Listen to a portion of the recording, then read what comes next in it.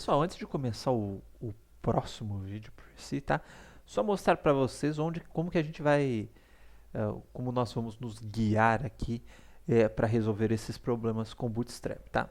Na documentação do Bootstrap 3, a versão 3, que é a que eu achei mais legal, tá? Ele divide é, a documentação, tá? Basicamente, né, o que a gente vai utilizar pelo menos no CSS, nos componentes e no JavaScript, tá? Então deixei cada abinha aqui com uma aberta.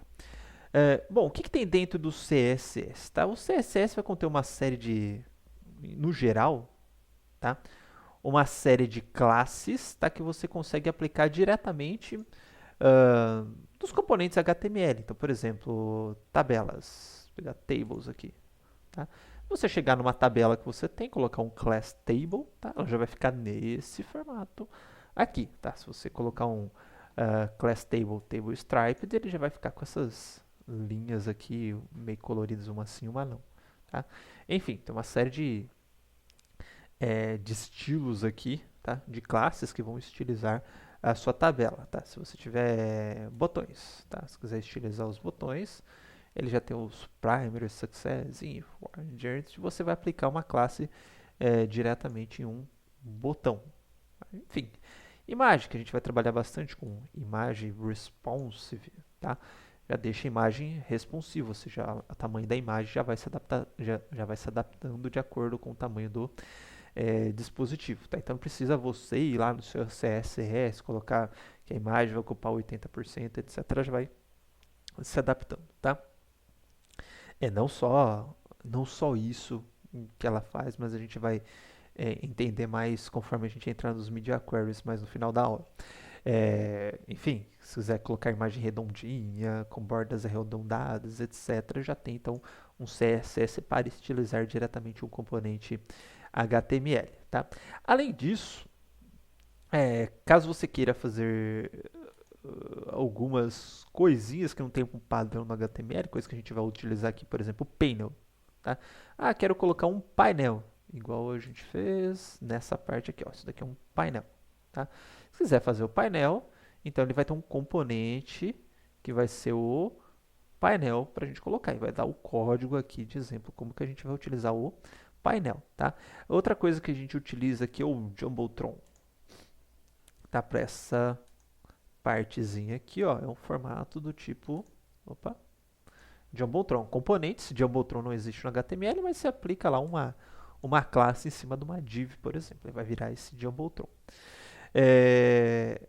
Outra coisa que a gente vai utilizar, naves ou navbar, né? Então perceba que no nav, por exemplo, ele está pegando aqui uma lista, tá? Um ordered list com os LIs, está aplicando uma classe no L e um papel, um atributo papel aqui do tipo presentation, né? Então aquela lista HTML virou um componente aqui que a princípio não existe no HTML, mas só ficou bonitinho, tá? Enfim, aqui tem outros exemplos, né, de menu, caso você queira, tal. Enfim, dá pra gente brincar bastante aqui com componentes. E outro que a gente vai utilizar são os thumbnails, tá? Para a gente colocar os nossos planos, eles estão sem botões ainda, que a gente não tem a opção de comprar, mas enfim, só para exibir os nossos planos, a gente vai utilizar um thumbnail, tá? Então o que o thumbnail ele está fazendo? Tá basicamente, esse daqui a gente não vai utilizar ainda, vai misturar um pouquinho com rows, etc. Mas ele está criando uma divisão aqui, um div com thumbnail, tá? Esquece essa parte aqui por enquanto. A gente vai usar no final. Mas ele está criando uma div com thumbnail. Dentro da div ele colocou a imagem e o captionzinho aqui com botões, etc. Mas basicamente isso daqui foi feito dentro de uma div. Colocou uma div para fazer essa bordinha. A imagem ele já vai ajustar de acordo com a div, tudo o tamanho da div. Se você utilizar os títulos aqui já vão ter os tamanhos apropriados, alinhamentos, tudo bonitinho para a gente fazer esse thumbnail de maneira bastante rápida, tá? Bom, No final também a gente vai utilizar esses alerts aqui, tudo bonitinho, tá? Então, é assim que nós vamos nos orientar. Ah, além disso, tem o JavaScript também, a parte do JavaScript, que é quando a gente quiser comportamentos, tá? Então, por exemplo, a gente usa o carousel, tá? No carousel, tá? A gente tem comportamento, né? Porque tem ação, porque o usuário clica, ele vai mudando para o lado, tá? Tem os toggles, ou pode clicar aqui nesses toggle buttons aqui.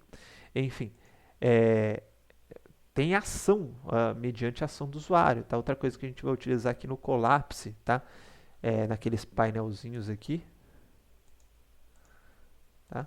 Conforme o usuário vai clicando, deixa eu voltar aqui, a gente tem que expandir o grupo, ou que nem está aqui, tá? Ou recolher ou apresentar alguma coisa, tá? Então, tudo isso é ação, tá? Então, quando a gente quiser alguma ação, a gente vai procurar aqui na aba do JavaScript, tá ok? Então, dado isso, a gente já começa a nos orientar melhor, tá? Então,